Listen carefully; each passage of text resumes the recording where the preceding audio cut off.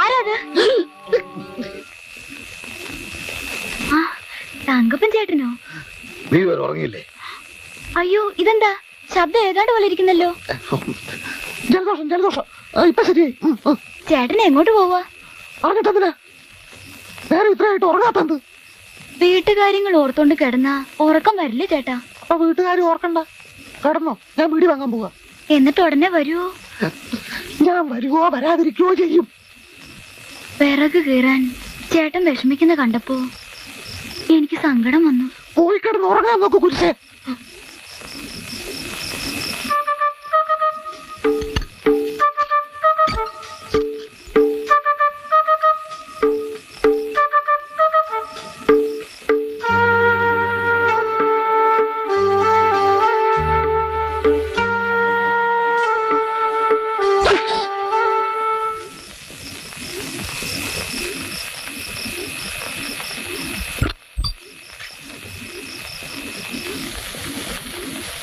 നിന്നെ ഇതിനൊന്നും കൊള്ളുകയില്ലെന്ന് നീ വീണ്ടും വീണ്ടും തെളിയിച്ചിരിക്കുകയാണ് എന്റെ വിജയ. എടാ, നിനക്ക് കുറച്ചെങ്കിലും ബോധം ഉണ്ടായിരുന്നെങ്കിൽ നീ ക്ലോറോഫോം മൂക്കി കയറ്റൂ. അതോടെ ഇവന്റെ കാറ്റ് പോയിരുന്നെങ്കിൽ എത്ര നന്നായിരുന്നു എന്റെ ഈശ്വര. ബോധം തെളിയുന്നതിന് മുമ്പ് സൂര്യൻ ഉദിച്ചിരുന്നെങ്കിൽ ആ തടിയൻ എന്റെ കാറ്റ് കളഞ്ഞേനെ. എങ്കിലയാളെ ഈ കേസിൽ നിന്ന് ഞാൻ ഒഴിവാക്കിയേനെ. ദാസ, ഒരു കൈപ്പഴ പറ്റി ഞാൻ നിലം തുടച്ചും വിറക് കീറിയും വെള്ളം കോരി കഷ്ടപ്പെടുന്നത് എന്തിനു വേണ്ടിയാ? നമ്മുടെ കേസിന്റെ വിജയത്തിന് വേണ്ടിയല്ലേ? നീ കുറച്ചുകൂടെ ക്ലോറോഫോം എങ്ങനെയെങ്കിലും സംഘടിപ്പിച്ചതാ. എന്തായാലും ഇന്നവന്റെ ചോര ഞാൻ എടുക്കും.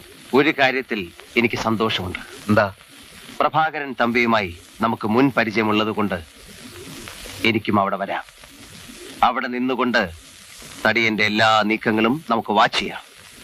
ഇനി അങ്ങോട്ട് സിഐഡികളുടെ താവളം ആ വീടായിരിക്കും.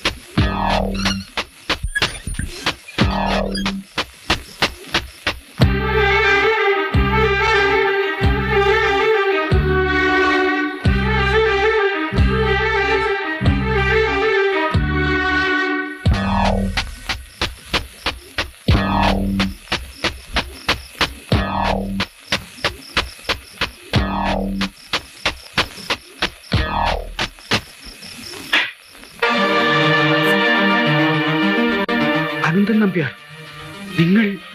ഞാൻ ജയിലിലാണ്.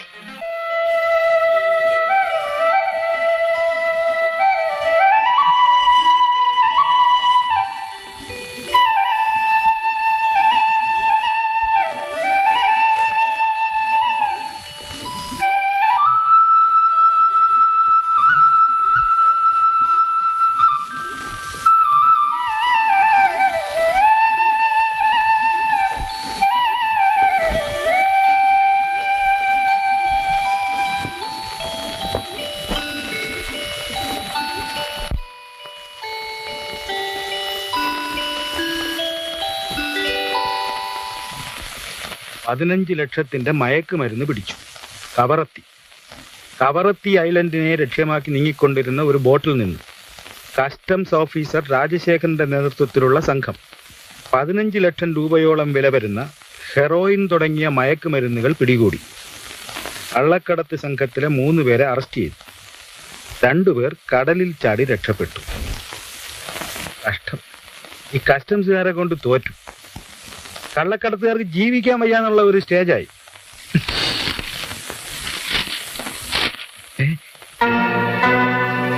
മയക്കുമരുന്ന് കള്ളക്കടത്ത് രാജാവ് അനന്തൻ നമ്പ്യാർ ജയിൽ ചാടി. മദിരാശി ആസ്ഥാനമാക്കി കള്ളക്കടത്തും കൊലപാതകങ്ങളും നടത്തി കുപ്രസിദ്ധി ആർജിച്ച അനന്തൻ നമ്പ്യാർ ഇന്നലെ വെളുപ്പിന് സെൻട്രൽ ജയിൽ ചാടി കടന്നു കളഞ്ഞു. തമിഴ്നാട്ടിലും അയൽ സംസ്ഥാനങ്ങളിലും അനന്തൻ നമ്പ്യാരെ വീഴ്ത്താനുള്ള വല വീശിക്കഴിഞ്ഞുവെന്ന് പോലീസ് കേന്ദ്രങ്ങൾ വെളിപ്പെടുത്തിയിരിക്കുന്നു.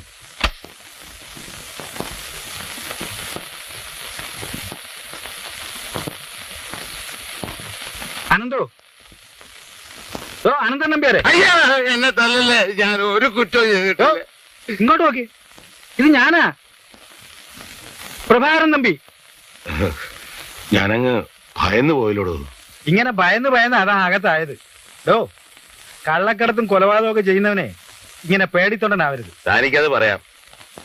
ഞാൻ അനുഭവിച്ചതിന്റെ 100-1 താൻ അനുഭവിച്ചിരുന്നെങ്കിൽ ഇതിനു മുമ്പേ ഹാർട്ട് അറ്റാക്ക് വന്ന് എത്തേനെ.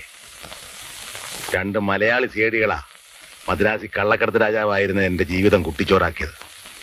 അവന്മാരെ തട്ടാൻ ഞാൻ പഠിച്ച പണി 18 നോക്കി. പക്ഷെ ആ ഭയങ്കരന്മാരുടെ അടുത്ത് എന്റെ അടവൊന്നും ഫലിച്ചില്ല. ആ പിന്നെ എന്തൊക്കെയുണ്ട് പ്രഭാര വിശേഷങ്ങള്? തന്റെ മുഖത്തെന്തോ തെളിച്ചില്ലാതെ. കള്ളക്കടത്തും കൊലപാതകമൊക്കെ എങ്ങനെയുണ്ട്? ആ, അങ്ങനെ നടന്നു പോകുന്നു. എന്നാലും ഞാൻ ജയിലില്ല എന്നറിഞ്ഞിട്ട് തനിക്കൊന്നും കാണാൻ തോന്നിയില്ലല്ലോ. അതിന് ആ സമയത്തെല്ലാം ഞാൻ ഇടുക്കിയിലായിരുന്നു. അവിടെ കഞ്ചാവ് തോട്ടത്തിന്റെ പണി നടന്നുകൊണ്ടിരിക്കുമ്പോഴാ താൻ അകത്തായ വിവരം ഞാൻ അറിയുന്നത്. പിന്നെ സംഗതി കുഴപ്പത്തിലേക്ക് നീങ്ങിക്കൊണ്ടിരിക്കുക. എന്റെ ലേറ്റസ്റ്റ് ഫോട്ടോ സഹിതം വാർത്ത പത്രത്തിൽ വന്നിട്ടുണ്ട്. നോക്ക്. Oh my god.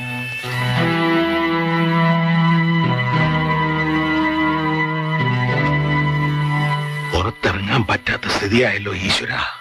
പുറത്തിറങ്ങാൻ പറ്റില്ല എന്താ? എന്നെ പറ്റി പോലീസിന് ഇന്നുവരെ യാതൊരു സംശയവുമില്ല. അനാഥ മന്ദിരം, കുഷ്ഠരോഗ നിവാരണം എന്നൊക്കെ പറഞ്ഞ് വളരെ മാന്യമായ രീതിയിൽ ഞാൻ മുന്നോട്ട് പോയിക്കൊണ്ടിരിക്കുക. താനുമായി ബന്ധമുണ്ടെന്നോ മറ്റോ പോലീസുകാർ അറിഞ്ഞാൽ എന്റെ ഭാവി അതോടെ അവതാളത്തിലാവും. അപ്പോ അനന്തൻ ഇവിടുന്ന് പോണം. പ്രഭാകരാ, പതുക്കെ. എന്റെ ഭാര്യയെ ഞാൻ ഈ പത്രം കാണിച്ചിട്ടില്ല. എന്റെ രഹസ്യങ്ങളൊന്നും അവർക്ക് പോലും അറിയില്ല. എന്നെ ആപ്പിലാക്കാതെ അനന്തൻ എത്രയും പെട്ടെന്ന് ഒന്ന് സ്ഥലം വിടണം. ആ പഴയ പ്രഭാകരൻ തന്നെയാണോ ഈ സംസാരിക്കുന്നത്? 7 വർഷങ്ങൾക്ക് മുമ്പ് വിജയവാഡയിലെ കാസിനോ ഹോട്ടലിൽ വെച്ചൊരു മാർവാടിയെ തല്ലിച്ചതച്ച് ഇടയിലുണ്ടായിരുന്ന 4 ലക്ഷം രൂപ നമ്മൾ പങ്കിട്ട് ആ സൗഹൃദമൊക്കെ താൻ ഇത്ര പെട്ടെന്ന് മറന്നോ? പഴയ കാര്യങ്ങളൊന്നും പറഞ്ഞ് നേരം കളയണ്ട. ഞാൻ കുറച്ച് രൂപ വേണമെങ്കിൽ തരാം. രൂപയല്ല എനിക്കിപ്പോ ആവശ്യം, ഒളിച്ചിരിക്കാൻ ഇടവാ. ഇന്ത്യയിൽ ഒരിടത്തും എനിക്ക് രക്ഷയില്ല. താൻ എനിക്കൊരു കള്ള പാസ്പോർട്ട് സംഘടിപ്പിച്ചതാ. ഞാൻ വല്ല മലയാളിലോ സിംഗപ്പൂരിലോ എവിടെങ്കിലും പോയി വല്ല കൂലിപ്പണിയും ചെയ്ത് ജീവിച്ചോളാം. അതൊന്നും പെട്ടെന്ന് നടക്കുന്ന കാര്യമല്ല എന്താ. എന്നാ ഞാൻ ചെന്ന് പോലീസിന് പിടി കൊടുക്കട്ടെ? അതാണ് നല്ലത്. ഒരു കള്ള പാസ്പോർട്ട് സംഘടിപ്പിച്ചാൽ ഞാൻ ഈ വീട്ടിൽ നിന്ന് പോകത്തില്ല. ഈ വീട്ടിൽ എന്തായാലും തന്നെ നിർത്താനൊക്കത്തില്ല. താൻ ഒരു കാര്യം ചെയ്യും, എന്റെ കൊപ്രാക്കളത്തിൽ പോയി നിൽക്കും. പക്ഷേ താൻ അടിമുടി ഒന്ന് മാറണം. എന്ന് വെച്ചാ വേഷം മാറണം. തലയിൽ ഒരു വിഗ് വെക്കണം, ഒരു താടി വേണം. പിന്നെ പാറപ്പുറത്ത് ചിരട്ടയിട്ട് വരയ്ക്കുമ്പോഴുള്ള തന്റെ ഒരു ശബ്ദം ഉണ്ടല്ലോ, അതൊന്ന് മാറ്റണം.